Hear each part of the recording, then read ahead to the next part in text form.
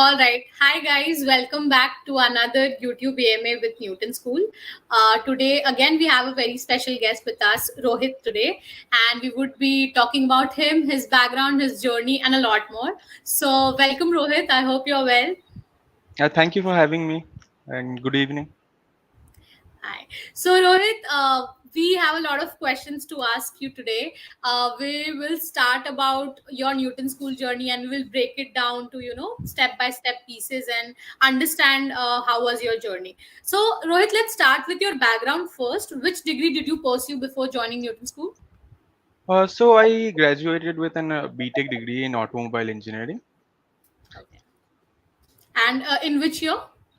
So I passed out in 2018, but I tried Okay. to get into the automobile sector. I couldn't, and I had to get into other non-IT jobs.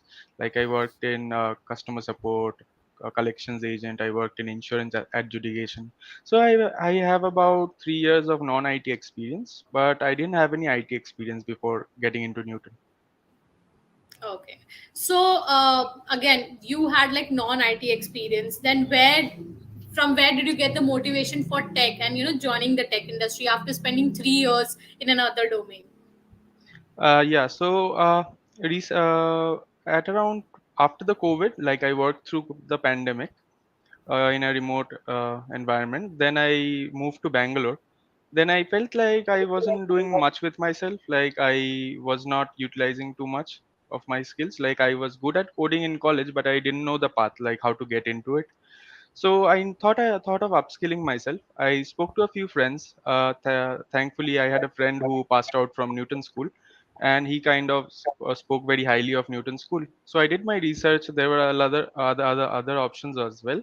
So I did my research. I thought Newton was the best option for me. So I enrolled in Newton School. Got it.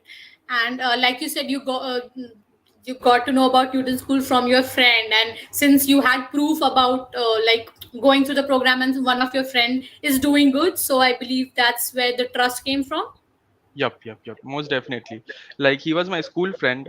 He had pursued some other, like he was into electronics engineering. So he enrolled just a year before me. He was placed and he was doing quite well at his job. And he also moved to Bangalore. So I was also in Bangalore. We hung out together and we spoke about it in detail, like what was the process like and everything. So I think I knew a lot about Newton School before enrolling into it. Got it. And like, where are you from actually? Like you said, you moved to Bangalore. So where are you from? Yep. Yep. So I'm from West Bengal, Kolkata. So I passed out there. I did my graduation there and everything. So after the COVID, I felt like I was stagnating there. I wasn't doing too much, having my home cooked, like my mom is cooking home cooked meals and everything. I'm not being ambitious enough. So my sister kind of told me, you can move, come down to Bangalore. There are better opportunities and whatnot. So I thought of just coming down just for the heck of it, because I was just working and I just quit my job and I then came to Bangalore, got a new job quite quickly in non-IT. I guess in entry level jobs it happens quite quickly, but I needed to make a transition. For that, I think Yeah. Newton School was the best platform. Right. Got it. Cool. So now that we have an understanding of you, your background, and your motivation to join the tech industry, let's understand a bit about your Newton School experience now.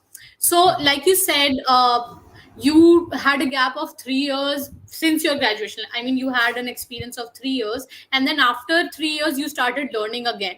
So, starting to learn again after a pause, how does it feel like? Is it really difficult?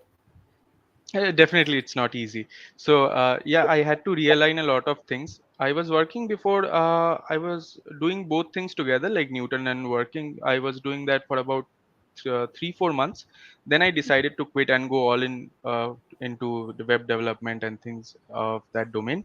So I had to realign a lot of my interests, and definitely I started following other influencers and whatnot. I had to do a lot of self study, but definitely Newton opened the path for me and showed me the path. So definitely there is a lot of hard work, uh, but you will get the guidance and mentorship through you know Newton, I guess. Got it. Okay. So there are a lot of other students, who also come from a non CS background, and they feel that if they are from a non CS or non tech background, then this course is going to be like impossible or really difficult for them. What are your thoughts on it? So I'm from automobile engineering. That's quite different. So I think I just had one semester of C++ that was not really quite adequate, and I'm from a tier 3 college where the skills that you get is not quite enough, never enough, I guess. So definitely it is not going to be very easy, but if you're determined enough to do it, I think you can definitely. It is achievable. Like Newton made things easy. Like at the end, placement phase was quite smooth for me because I tried to apply on my own as well, so things were quite different there. So during the placement phase, definitely Newton helps you out a lot. Right. But the studying part is totally on your own. Like you have to study a lot on your own as well. Yeah. So you said that you were working while you were learning, and that's a really difficult thing to do. Like a lot of working professionals today, they feel that coming after their working hours and learning something from scratch, or like taking up a new skill, is really difficult. So what was your preparation strategy during the course, and how did you manage your work, and how did you study? Like, what was the balance like? Yeah, so in my full stack course, I think we had classes from Monday to Friday for 2 hours, 9 to 11. We had classes. Plus, we had mentor sessions in the weekend, contest in the weekend, plus assignments, right? So definitely time management, you have to manage your time quite judiciously. And my thing was that I tried to realign my interest, so I tried to get into it. Like I uninstalled Windows, got into Linux, and tried to spend a lot of time, with hands-on coding. So I garnered a lot of interest there. So I was enjoying doing coding in Lead Code, HackerRank, and other platforms, and Newton as well. So definitely you have to realign your interests. And after quitting, since I was working for 3 years, after quitting things became quite easy for me. Like I was good at time management since I was working. So after quitting I got a lot of time and I was able to do things quickly. But definitely you can do it if you're determined enough. Got it. And from all the things that you were offered during this course, what was your favorite part? Like I made a few very good connections. Like I have a mentor, Rahul Mohan, who I met, who is also a friend now. So he does things on the side. Like he has a small YouTube channel, he streams sometimes. So we even speak, yesterday also we spoke. So he's quite a nice mentor to have. Like he gave me the guidance and things. He gave me the confidence that probably I'm good enough to crack a job here. And definitely that's what you get. Like for the instructors and mentors are there here to help you. And Newton School also has a symbiotic relationship with you. Like their success lies in your success. So definitely that was a good point, and the connections you make was also one of the other points. Makes sense. Because, like you said, that from 9 to 11, you had your classes, and before that, you were working. So, Mhm. I don't feel that it would be possible every single day to, study with the same level of motivation. There may be days where, you would be feeling that lack of motivation. Did you face such days? And if yes, how did you overcome it? So definitely, like there will be days like every like week, in a week, 5 days you have to grind. Like now 9 to 5 you have to grind. After that, in the evening you have to give at least 3 hours, at least 3.5 hours, right? So definitely it can get very difficult if you're not interested in it. So what I did was I tried to get into the community. Like I followed people on Twitter. I got into a few good memes. Like the community is quite thriving, so there are different influencers out there. So I follow memes, reshare memes, and whatnot. Try to realign my interests. So I think it was fun for me. The journey was quite fun. So if you don't think of it like a job or an assignment, so definitely you can do it. But definitely you have to realign your interest, I guess. And was there someone apart from you who were constantly pushing you if you were failing at times? Yes, definitely. The mentors will always push you. Like he was suggesting assignments, projects, and whatnot, and he had very high expectation from me. So definitely, forging connections with your mentors is quite a good thing.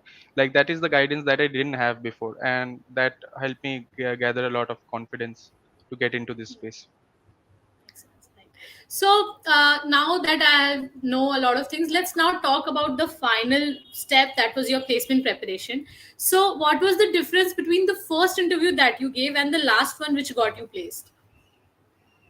Yep. So definitely the first interview I was quite nervous. Even though we had a lot of mock interview sessions, the first one is quite unnerving. So I wasn't really like I was a bit stiff. I wasn't talking too much, and definitely one more thing is that I wasn't making a lot of connection with the person sitting across me. So I think that's the major difference that I had in my last interview. Like I tried to talk to him like not like a friend, so but still like not just as an interviewer, right? So I tried to make a connection there, so I think that worked out. Got it. And finally, when you got placed, what was your family's reaction? What did you like? What were they expecting? Were they confident that our son is anyways gonna crack it, or were they surprised? Actually, I don't keep my family in the loop, so having low expectations from them is quite a good thing, I think. Like I Yeah. didn't tell too many people about it, so that's about it. Like it's the best move, I think, not telling your family and doing it on your own. Exactly. Makes sense. Got it. All right. We now have a lot of insights from your end. Just one question. If before we like roll out and see if there's any question from the audience, I would Mhm. like to know that one message. If there's any aspiring developer who's watching this video right now and is confused about what to do with their career, what would be your message for him or her? So, one thing I saw from my peers as well. So, a lot of people lose hope, and their preparation is quite uh, directed towards getting placed. So, I think that's not the right way to go about it. So, I think you should aim towards learning new things. Like I learned things on my own as well, like apart from Newton. So, Newton definitely sparked the interest, but I learned Golang and Next.js on my own, and luckily Next.js was the assignment that was given to me in the in my final interview. So that kind of worked out. So luck is not a factor, I guess. Being prepared for the opportunity that comes your way, I think, is more important. So don't try to go for cracking interviews, but just learn it for the heck of it, you know. Yeah. Makes sense. All right. Thank you so much, Rohit, for joining in on a working day. Were you working today or not? No, I'm just chilling right now, so waiting for the offer letter. Nice, nice, nice. Again, thank you so much. Please stay connected. And I know a lot of students would be, nudging you on LinkedIn and asking you a lot of questions that can you help us here? How did you do this? So it would be great if you can help them there. Sure. And yeah, I think that's about it. Thank you so much for joining in. Have a great day. Thank you so much for having me. Have a great day as well. Bye. Bye.